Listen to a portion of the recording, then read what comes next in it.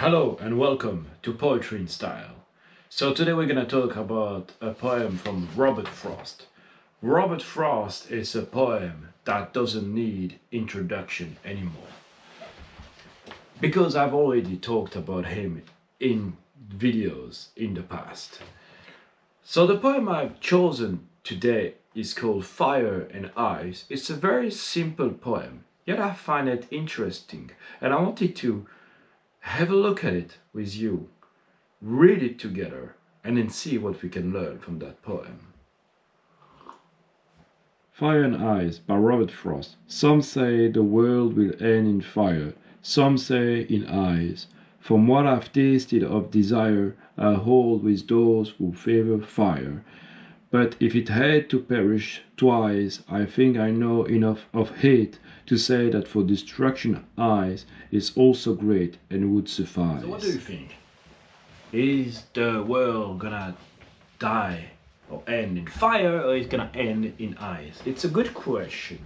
It's a bit negative, obviously, but the purpose is to, in my opinion, what I understand from this poem is that there's a difference between hatred, which is fire, anger and all those feelings, and ice, cold, would be indifference or apathy or even resentment. Because he talks about hate. You know, the world will end in fire or will end in ice. From what I've tasted of desire, I hold with those who favor fire. So the idea, for example, we have those war, we have bombardment, we have people trying to kill each other, or people killing each other, we've got all those things, and at some point we have fire. Fire destroys everything. Ice is more subtle, obviously, it's not as impressive, it's still very destructive.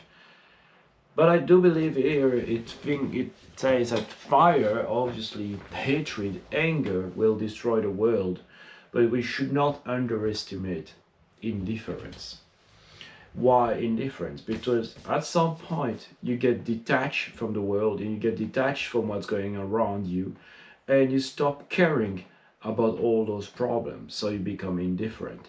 There are wars going on, there are people starving, there are people dying, and a lot of people don't care because they are so focused on themselves and they feel like they are completely disconnected. So ice is great for destruction and would suffice.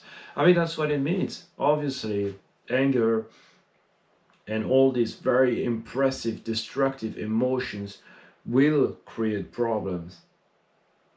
But so does indifference. Indifference is very bad as well. So I believe that's what we can learn from that poem, Fire and Ice. Have a good day.